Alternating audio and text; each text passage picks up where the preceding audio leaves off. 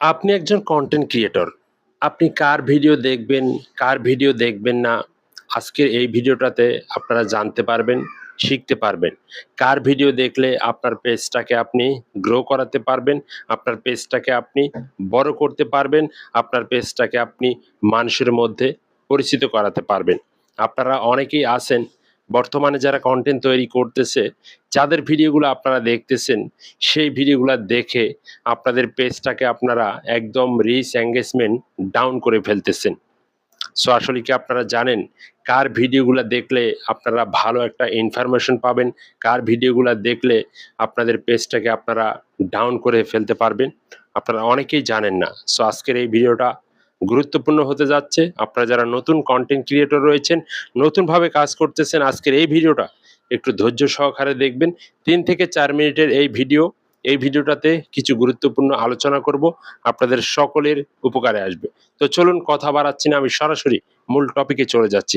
দেখুন, আমি যে ভিডিওটা তৈরি করতেছি, এই ভিডিওটা আপনারা যারা কনটেন্ট ক্রিয়েটর রয়েছেন, আপনারা কিন্তু দেখতেছেন বা আপনারা দেখবেন, পরবর্তীতেও দেখবেন। কারণ এই ভিডিওটাতে আমি যে ইনফরমেশনগুলো দিতেছি, এগুলো আপনাদের পেজের জন্য, আপনাদের আইডির জন্য, আপনাদের ভিডিওর জন্য। যে ভিডিওর মধ্যে আপনারা ইনফরমেশন পাবেন, যে ভিডিওর মাধ্যমে আপনারা কিছু শিখতে পারবেন, যে ভিডিওর মাধ্যমে আপনি কিছু জানতে পারবেন, সেই ভিডিওটাই কিন্তু আপনি দেখবেন। এখন আপনি যে ভিডিওগুলা দেখতেছেন, বর্তমান যারা কনটেন্ট তৈরি করতেছে, তাদের যে ভিডিওগুলা অনেকেই তাদেরকে স্টার গিফট করতেছে ১০ টা, ৫০ টা, ১০০ টা।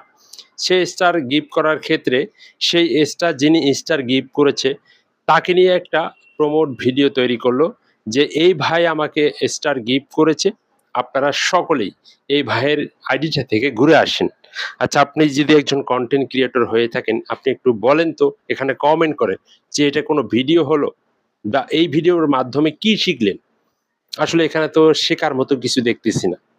সো আপনাকে অবশ্যই এই যে একটা ভিডিও তৈরি করলো যে, "এই ভাই আমাকে স্টার গিফট করলো। আপনারা সকলে যারা স্টারের ভালোবাসা পেতে চান, আপনারা এই ভাইয়ের আইডিটাতে যান।" এটা এক ধরনের প্রমোট করা হচ্ছে। Facebook কিন্তু বুঝতেছে এটা একটা স্পামিং এবং প্রমোট করা হচ্ছে। সো সেক্ষেত্রে আপনারা অনেকে স্টার পাওয়ানোর জন্য ২-১ টা স্টার পাওয়ানোর জন্য আপনারা তার আইডিতে যাচ্ছেন। এই ভিডিওগুলা যারা তৈরি করতেছে, আ মেক্সিমাম যে কনটেন্ট গুলা মানে কনটেন্ট ক্রিয়েটর যারা রয়েছেন নতুন, তারা কিন্তু এই ভিডিওগুলা তৈরি করতেছে। সো এগুলো কিন্তু আসলে কোনো কনটেন্ট না। তো তাকে স্টার গিফট করলো, সে একটা স্টারের ভিডিও তৈরি করলো। আর ওই স্টার সেন্টারকে আপনারা সকলেই ভালোবাসতেছেন বা তার আইডিতে যাচ্ছেন। কিন্তু আপনার কোনো লাভ হচ্ছে না। আপনাকে আপনি যেহেতু নতুন, আপনাকে অবশ্যই ভালো কনটেন্ট দিতে হবে। ভালো কনটেন্টের মধ্যে মানুষের ভালোবাসা পেতে হবে। আর যখন আপনি ভালোবাসা মানুষের অর্জন করতে পারবেন, তখনই কিন্তু আপনার পেজটা মানুষ ফলো করবে। এমনি কেউ কিন্তু পেজ বা আইডি আপনার ফলো করবে না। অবশ্যই আপনার ভিডিওতে কিছু থাকতে হবে। কোনো না কোনো ইনফরমেশন যদি থাকে, তাহলে কিন্তু সেই ভিডিওটা মানুষের গ্রহণযোগ্য হবে। সেই ভিডিও থেকে যখন মানুষ কিছু শিখতে পারবে, তখনই কিন্তু আপনার পেজটাকে মানুষ ফলো করবে। তবে আপনার ভিতরে যে প্রতিভা রয়েছে, সেই প্রতিভাটা দিয়েই কিন্তু আপনাকে এগিয়ে যেতে হবে। আপনি যদি এই যে অনেকেই ভিডিও তৈরি করতেছে, যে বলতেছে আজকের এই ভিডিওটাতে যারা কমেন্ট করবে সকলকে নিয়ে রিপ্লে ভিডিও তৈরি করব। দেখুন, একটা ভিডিওর মধ্যে হাজার মানুষ কমেন্ট করতেছে। ওই ছেলে একজন মানুষ কিভাবে ১,০০০ টা ভিডিও তৈরি করবে ১,০০০ টা কমেন্ট নিয়ে? এগুলো হচ্ছে সম্পূর্ণ ভুয়া ভিডিও। আমি যে কনটেন্ট গুলা দেই বা যে কথাগুলা বলতেছি, নিজের অভিজ্ঞতা দিয়ে আপনি যে ভিডিও তৈরি করবেন, নিজের যোগ্যতা দিয়ে যে ভিডিওগুলা তৈরি করবেন, সেই ভিডিওগুলাই হচ্ছে আপনার নিজস্ব ভিডিও। সেই ভিডিও থেকে যদি মানুষ কিছু শিখতে পারবে, তখনই কিন্তু আপনাকে মানুষ ভালোবাসা দিবে। তো একটা প্রমোট ভিডিও, যে একটা কমেন্ট নিয়ে রিপ্লে ভিডিও, আপনারা তাকে সাপোর্ট করতেছেন বা সাপোর্ট করেন, সাপোর্ট টু সাপোর্ট, এই ধরনের যে ভিডিওগুলা তৈরি করতেছে, এই ধরনের কনটেন্ট ক্রিয়েটরদের ভিডিওগুলা না দেখাটাই ভালো। আপনার নিজের জন্য ভালো। আপনি যদি একজন সফল কনটেন্ট ক্রিয়েটর হতে চান, তাহলে মানুষ কিভাবে কনটেন্ট তৈরি করতেছে, কিভাবে এগিয়ে যাচ্ছে, আপনাকে সেই পজিশন হিসেবে কাজ করে নিতে হবে বা সেই পজিশন হিসেবে আপনাকে কনটেন্ট তৈরি করতে হবে। আপনি যদি সাপোর্ট টু সাপোর্ট, এই ভাই স্টার দিলো, ওই ভাই আমাকে কমেন্ট করলো, ওই ভাইকে সাপোর্ট করলো, বা কমেন্টে যদি আপনি ফলোয়ার আনেন, কমেন্টে ফলো চান, ফলো টু ফলো করেন, ভাই আমার বাড়ি থেকে ঘুরে আসেন, আমি আপনার বাড়ি থেকে ঘুরে আসতেছি। যারা মূলত এই কনটেন্টগুলো তৈরি করতেছে, আপনারা তাদের কনটেন্টগুলা থেকে আপনারা কিছু শিখতে পারবেন না। আপনাদের পেজটাকে আপনারা একদম ডাউন করে ফেলবেন। রিচ এনগেজমেন্ট কিন্তু বাড়বে না। তো যার কারণে আমি বলব আপনার ভিতরে যে প্রতিভা রয়েছে আর আমরা যে কনটেন্টগুলা তৈরি করতেছি আপনারা তো বুঝতে পারতেছেন যে কোনটা ভালো আর কোনটা খারাপ।